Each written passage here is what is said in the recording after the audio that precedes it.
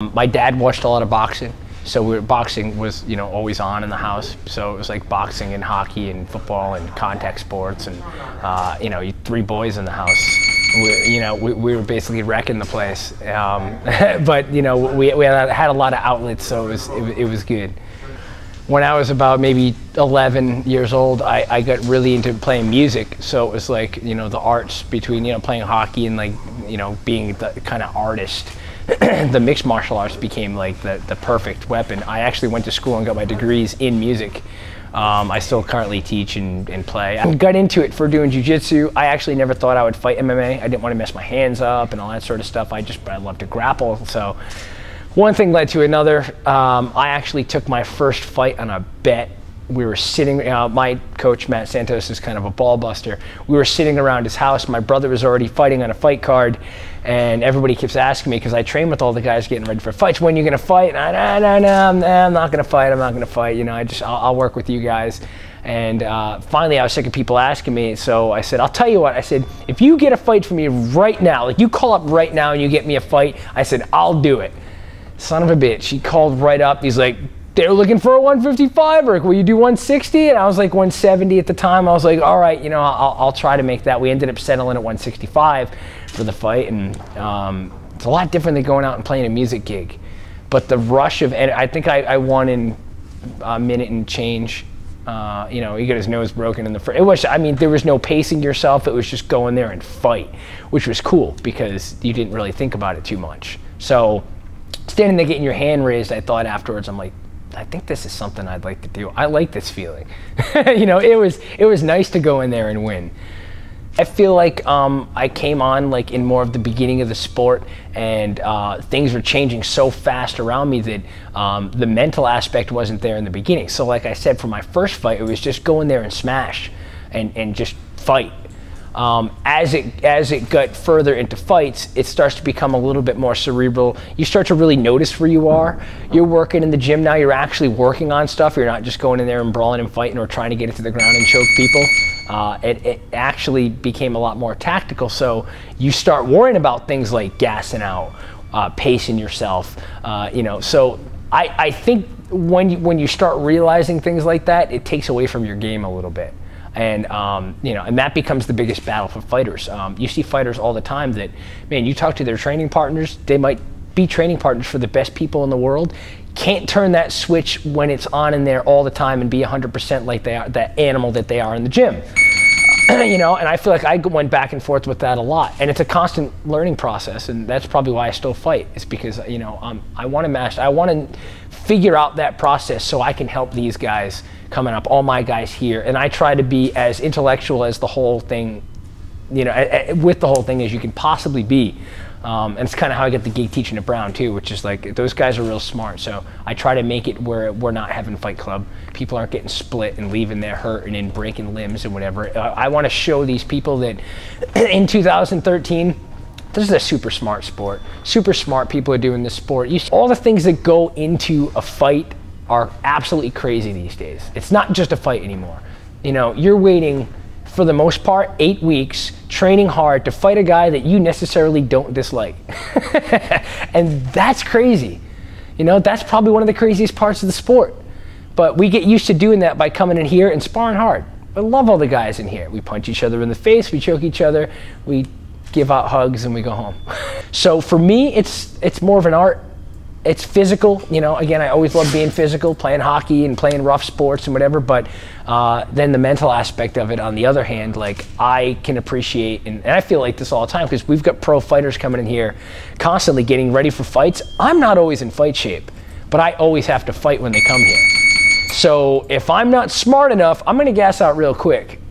And that's the fun part about it for me, is finding that way to get yourself mentally in check. Remember to breathe, remember when you're breathing, remember when you're shooting for the takedown, and constantly talking to yourself when you're in there. It's not about just going blank and fighting. And I think that's what happens, you know, to a lot of fighters. My home life is really good. You know, we have a house, we will live maybe 20 minutes from here, but we're kind of woodsy, so we get, you know, we get a nice big backyard, and my dog over there always comes to the gym and hang out. I get to work with my brother all the time, which is real cool. Not many people, you know, get to work with their family, and I think having that whole thing together is great. The fighting thing, besides being in shape, just overall confidence, well-being. I never ever feel like I have to prove myself. I do it every day. And music for me is a huge part of my life. It's always has been. I've been playing music for probably almost 25 years now. And you know, I see, like, I can't always fight. I could probably always do jiu-jitsu, and I'll probably try to do that as far as I possibly can. But I can always play music, I can always write, and again, it keeps the whole arts side of things going for me. My definition of a good dad is, you know, being there when you have to be there. There's tons of things, and again, if I could say fighting changed for me for sure. Man, there's days where you don't want to go in the gym. There's days where you're exhausted from that last one and you don't want to have to go in there and do a big workout, or, you know, shark bait and everybody's coming at you. You know it's coming. Same thing with a kid. You know, everybody asked me if it was a huge change in my life, and I've answered the question with no, and it's because when I knew it was happening, I had 9 months to prepare.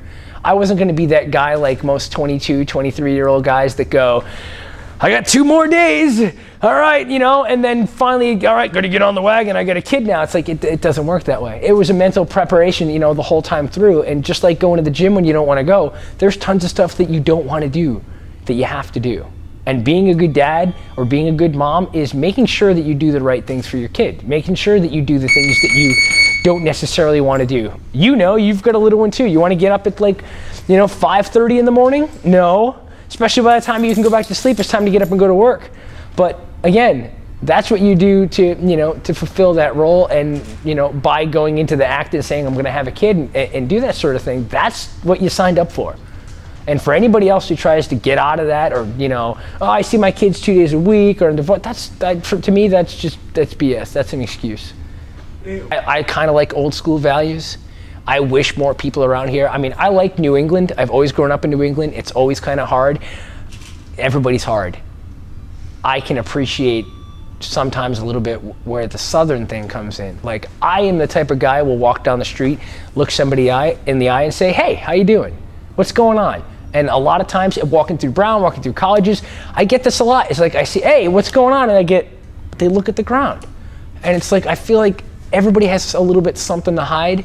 And I feel like if you really put it out there and look people in the face, and when you say you're going to do something, you do it, that's being a man, you know? And that's how I try to run the gym here. I don't try to screw anybody over, pull any fast ones, because that always catches up with you. It's, you know, being up front and making everybody feel like they're at home. When you walk in, it's smiles, it's hey, it's how's it going? You know, the guys, we bust each other up, and like, you know, it's like one big family. I do the same thing to my wife. And then she busts me up too, you know what I mean? It's like, you can't have skin that's too thick, but you also can't, like, you know, for people who avoid eye contact, or, you know, that always says something about them. Like, it makes it seem like you might not have something to hide, but it gives off that aura of, like, you know, if I taught that class today that you came in on and I never made eye contact with anybody, you would wonder why I was there. I wouldn't have that impact. At Brown, I mean, our night classes get pretty full here. Man, I have 60 people in that class that I have to teach to at one point in time, and I always teach to the weakest point of the class, person of the class. But I also try to make that person feel like they're not the weakest person in the class. Everybody brings everybody up. The thing that blows me away the most is being a dad. I have to say that's going to be one of the #1 things. I found a great wife. Now, that was key. You date a lot of people along the lines until you find the right one, and I never believed that until it happened. So that's pretty awesome. I have to say having a baby was probably the best thing I've ever done. I mean, it's crazy to make another human, and you sit there and check out, oh my God, I do that. I sleep like that, or my wife sleeps like that's a crazy thing. Business-wise, winning fights, you know, or if, you know, I teach music too. You know, if somebody is really getting into that school that they want to get into, and I helped them get there, and they worked with me for years, and that's what we worked on. And again, always making the people that I work with feel like they're more of part of my family than they are a paycheck. I really try to make that, you know, if somebody comes in and they're like, oh, I can't come in, you know, I won't have time to make it to the bank, and just come in, train, I'll see you next time. You're not going anywhere. And if you burn me, it's like, well, you know what? I got burned because I put it out there and you decided to be that person. It's not gonna break my bank, you know? So I feel like if I put it out there, whatever you put out there, you get back tenfold.